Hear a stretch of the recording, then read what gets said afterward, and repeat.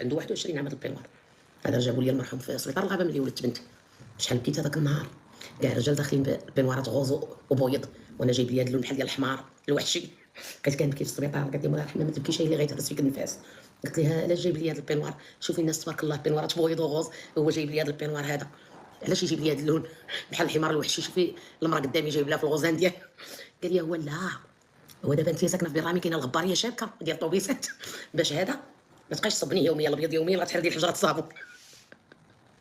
دابا راه ولا غزال، في يامي ما كانش غزال، في يامي كنت انا هي المزلوطه ديال سبيطار الغابه.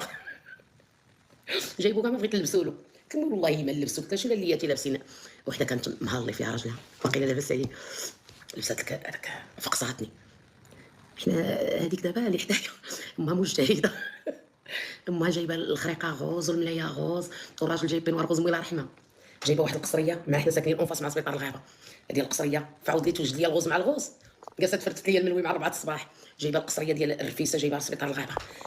ها هما كلوا بنياتي كلكم، دعوا لي بالصحه والسلامه وطولة العمر، كلوا بنياتي من 4 الصباح وهي تفرتت في الملويه والجهر. كانوا شوفي الناس حنايا حاضين على الفعديس، شوفي المراه. قلت لها الغوز مع الغوز والشيبي مع الشيبي، قلت لها حنايا ما عارفين من الشيبي من الغوز، ما تعرفي والده وحشه ولا والده بنت ولا والده دري.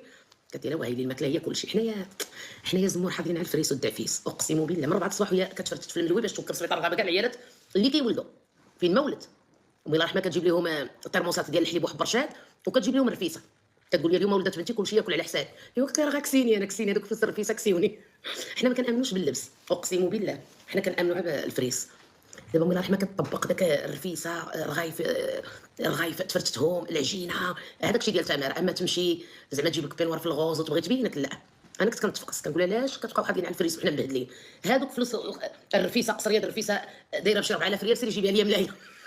ملايه لبنتي في الغوز، حتى انايا ولبست انا الغوز حدايا. المراه جايه عندها ماما هكا كدير، وكنقسم الله يرحمها كنقول لها شوفي البنيات اللي حدايا، شوفي لابسه الغوز ودايره الزويف فيه الغوز، جاي راجلها يشوفها.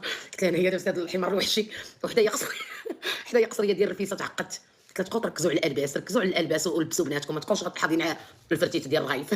الله يرحمها كانت كتركز على الماكله، ما كتركزش على اللبس. داكشي اللي غادي تلقى ليه، ولكن انا كنت كنتعصب. هذوك اللي حدايا الغوز مع الغوز، تيركو مع التيركو، عارفين اللي هز الولد عمل الملايه. انا لابسه الزيتي، بنتي ملويه في ملايه في المارون، واش ولد ولا بنت.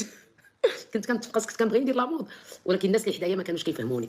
كنقول لهم راه باغا ندير لامود، بغيت حتى انايا نهز الدريه في ملايه غوز، وانا عاوتاني نلبس الغوز ولا البلون باش نبان انا بحال العروسه راه يلاه والده. قلت لهم الله يرحم الليلي، من 4 الصباح انا كنفرتت في الملوي وكنقي في الحلبه، وجاب باك الله يرحم الله يرحمه، جاب باك 2 فراش بلديين في سبيل الله. الناس ديال سيدي حيايلي وديال سوق الاربع اللي والدي في سبيطار الغابه مساكين بعاد ياكلوا معاك. من رحمه كانت كتفكر بعيد، كتقول لك لا دوك الناس مساكين اللي جايين من البعد خصهم ياكلوا معاك، ما يقدروش والديهم يجيبوا لهم الرفيسه وحب برشاد والحليب من سيدي حيا.